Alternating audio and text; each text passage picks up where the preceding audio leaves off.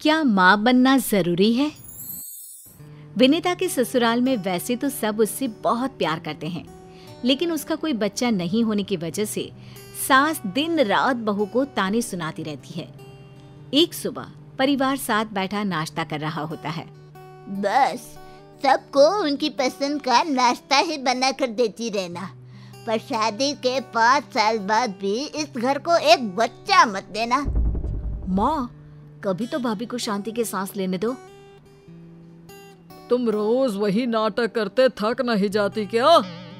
मैं घर की खुशी के बारे में सोचूं तो नाटक, और तुम्हारे बेटे बहू की वजह से मुझे जो मोहल्ले वालों और रिश्तेदारों की बातें सुननी पड़ती है उसकी किसी को फिक्र नहीं। इसी के साथ कुछ न कुछ बड़बड़ाते हुए सास नाश्ता करने बैठती है, जिसके बाद राहुल और योगेश ऑफिस चले जाते हैं और विनीता घर का काम करने लगती है। कुछ देर बाद पड़ोस की आंटी मिठाई का डिब्बा लेकर घर आती है। योगेश की मम्मी, लो मिठाई खाओ, मैं दादी बन गई, पोती हुई है, कल घर में हवन है। मुबारक हो, हम जरूर आएंगे।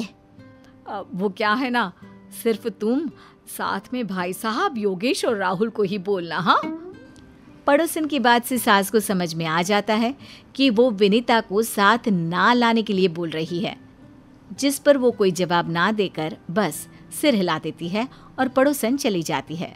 सुबह से शाम होती है और रात को खाना खाते हुए एक बार फिर बच्चे की बात शुरू हो जाती है। माँ, आपको पूरा समय बच्चे और भाभी को ताना देने की बात के अलावा कुछ याद नहीं रहता क्या? राहुल, तुम्हें मम्मी से इस तरह बात नहीं करनी चाहिए, वो कुछ गलत तो नहीं बोल रही। लो, अब इनका भी ज्ञान सुनो। सुबह पड़ोसन घर आए बच्चे के हवन में बहू को साथ मत लाना बोल गई, और यहाँ मेरे घर वाले बच्चे की बात तक नहीं करना चाहते। मैं ही पागल हूँ जो इस घर, समाज और परिवार के बारे में सोचती रहती हूँ। माँ, आपको पड़ोसियों की बात से ज्यादा अपने परिवार की खुशी से फर्क पड़ना चाहिए। इसी के साथ एक बार फिर घर में बच्चे की बात और सास के तानों को लेकर बहस छिड़ जाती है, जिससे परेशान विनीता रोते हुए डिनर टेबल से उठकर चली जाती है। अरे कैसे पति हो यार तुम? पत्नी भूखी रोती हुई चली गई और तुम्हें यहाँ बिरयानी पर चर्चा करनी है। जाओ उन्हें चुप कराओ। योगेश उठकर कमरे में जाता है, जहाँ विनीता अकेली बैठी रो रही होती है। अरे बस भी करो ना, तुम्हें तो मम्मी की आदत पता है, फिर क्यों अपनी तबीयत खराब कर रही हो? मुझे मम्मी के शब्द नहीं, लेकिन उनकी भावनाएं दुखी करती हैं। उनका पोते या पोती की चाहत रखना कुछ गलत तो नहीं है। अरे चाहत गलत नहीं, लेकिन उसे जाहिर करने का तरीका भी तो सही नहीं है ना।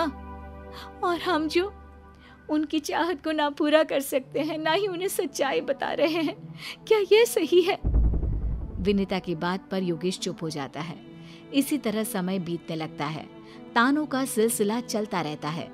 एक दोपहर राहुल किसी काम से घर वापस आता है तो घर खाली देख भाभी को ढूंढता हुआ उसके कमरे की तरफ जाता है, जहां उसे विनीता की फोन पर बात करते हुए आवाज सुनाई देती है।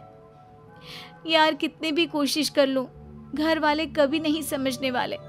कभी कभी तो मन करता है सुसाइड कर लूं, लेकिन फिर सोचती हूँ अगर मैं चली गई तो न जाने दूसरी लड़की आकर सब सच्चाई जानकर योगेश और परिवार की इज्जत कर पाएगी या नहीं। आखिर ऐसा क्या हो गया जो भाभी को सुसाइड का ख्याल आ गया? उस वक्त तो राहुल चला जाता है, लेकिन उसी रात मौका मिलते ही भाई भाभी के पास पहुंच जाता है। भाई भाभी, माफ करना अगर मैं आपके किसी पर्सनल मैटर के बीच बोल रहा हूँ, पर अगर बात इस हद तक आ जाए कि भाभी के जहन में सुसाइड की बात आए तो मुझसे सहन नहीं होगा। मुझे बताओ प्लीज, क्या हुआ है? क्या सुसाइड? तुम ऐसा सोच भी कैसे सकती हो विनीता? नहीं, मैं किसी भी कीमत पर तुम्हें नहीं खो सकता। ये सब मेरी वजह से हो रहा है, पर और नहीं। मैं अभी जाकर सबको सच्चाई बता देता हूँ। आखिर यहाँ चल क्या रहा है? कोई मुझे भी कुछ बताएगा? योगेश अपने भाई को सारी सच्चाई बता देता है, जिसे सुनकर राहुल हैरान तो होता है, पर साथ ही उन्हें घर वालों को सच्चाई बताने से रोक देता है। अगली सुबह तीनों मम्मी पापा के उठने से पहले ही घर से निकल जाते हैं। राहुल, विनीता, योगेश, अरे सब कहाँ चले गए? जरूर तुमसे परेशान होकर बच्चे घर छोड़ गए। सास ससुर में नोक झोंक चल ही रही होती है। इतनी देर में वो तीनों घर के अंदर आते हैं। विनीता की गोद में एक नन्ही छोटी सी बच्ची होती है। सुबह सुबह तीनों कहाँ गायब हो गए थे? और ये बच्चा किसका उठा ले आए हो? किसका क्या मम्मी, आपकी ही पोती है। क्या? मेरी पोती? अरे ये कैसे मुमकिन हो सकता है? कैसे नहीं हो सकता? जब हमने इसे बेटी मान लिया तो आपकी पोती भी बन गई ना माँ। अरे ऐसे कैसे किसी की भी बेटी को मैं अपनी पोती मान लूं? बच्चा पैदा करने के लिए बोला था, किसी भी बच्चे को उठा लाकर हमारे सर पर बिठाने के लिए नहीं। माँ आप डिसाइड कर लो, बच्चा चाहिए या नहीं, क्योंकि अब अगर इसे नहीं अपनाया तो दोबारा भाभी को बच्चे के लिए ताना भी मत देना। आखिर तुम सब करना क्या चाहते हो? साफ साफ बताते क्यों नहीं कि बच्ची किसकी है? पापा जी, बच्ची हमारी ही है। हम बस मम्मी की इच्छा पूरी करना चाहते हैं। मेरी इच्छा अपने बेटे के बच्चों को देखने की है, किसी गैर के खून को अपना बनाने की नहीं। अरे अगर खुद माँ नहीं बन सकती तो कम से कम मेरे बेटे को तो अनजान बच्चे पालने पर मजबूर मत करो। अरे अब बस बहुत हो गया ड्रामा। योगेश, मैं ना तेरी दूसरी शादी करवाऊंगी। बिल्कुल सही माँ, करवा लो। मैं तो कहता हूँ कि अगर दूसरे से भी बच्चे पैदा ना हो तो तीसरी, चौथी, पांचवी, अरे शादी करवाती रहो, लेकिन कभी ये मत सोचना कि सारे इल्जाम बहू पर ही क्यों।